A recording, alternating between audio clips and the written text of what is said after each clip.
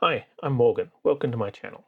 There's something I've noticed in the recent SpaceX booster landings, and that's that the booster arrives at the Chopsticks Mechazilla before its own shockwave arrives there. And we can see this in this video. Listen after the booster lands for the pops of the sound of the shockwave. Booster coming in. Get ready for that boom, Kate. Down to 3 engines. Booster ready for shutdown.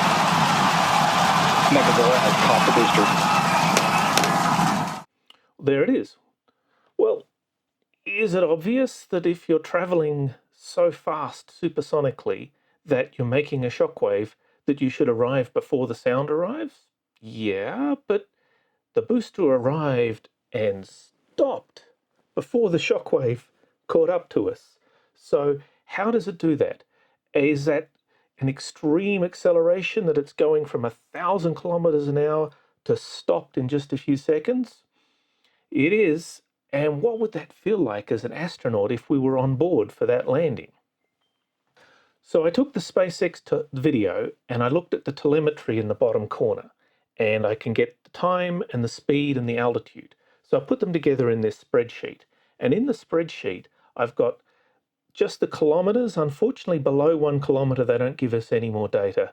So I've made 2 more estimates that when the booster was 5 booster lengths above the tower, I recorded that. And when it was halfway down the booster, I said, okay, well, we'll call that half of 1 booster height. We know the booster is 71 meters tall, so that gives us these figures. I then took the velocity and worked backwards from 0 to say we ended at 0. What was our position, as in speed times time, before we arrived at that? And we can work backwards, and the halfway up the booster is perfect. The 5 booster lengths is about right. We go out to 26 kilometers. My calculation shows 29. I think that's because the velocity they're reporting is the linear velocity. It's not just the vertical up and down, they're reporting a horizontal component as well. So it traveled 29, even though vertically it was only 26 kilometers. And so looking at the chart from this is what I've come up with. We can see that at high altitude above 26 kilometers, the booster's actually accelerating down, it's falling. But about 26 kilometers is just enough atmosphere, because that's the altitude where the SR-71 flies. It's the altitude where the Perlan 2 glider flies, which I fly myself. That is where you start feeling enough atmosphere to really slow you down from the high speed that it's traveling.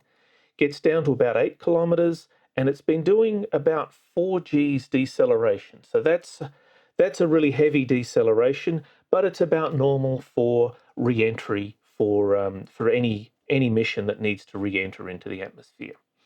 But then at about 1 kilometer altitude, the motors fire, and it lights up 13 motors, the inner rings of the motors on board the booster, and that gives it about 6.3 Gs acceleration in my chart.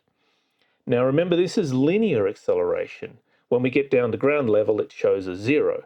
So really we need to add 1 G to that. So if you were in the rocket, you would feel 7.3 Gs of deceleration. And that's really extreme. That's survivable, but you would probably want to go to hospital after that. 7 Gs is not something that any space agency ever plans for their astronauts to endure, although there may be certain emergency scenarios that do give you 7 Gs. So in this case, you would be black and blue, maybe with a few broken bones, maybe your chest crushed, we really don't know. But you would definitely know you'd been hit. That's not a landing, that's an accident at that point. However, for the unmanned booster, perfectly fine, it comes in and lands, and it's a successful landing for SpaceX. One of the reasons I'm interested in analyzing this, looking at what SpaceX is doing, is I'm trying to do the same thing with my model rocket here. I'm trying to get this rocket that I've called the Spread Eagle to land back on its launch tower the same way that SpaceX does.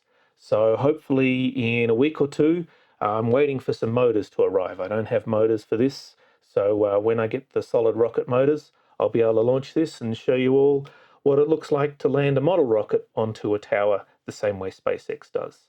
I'm Morgan. Fly safe.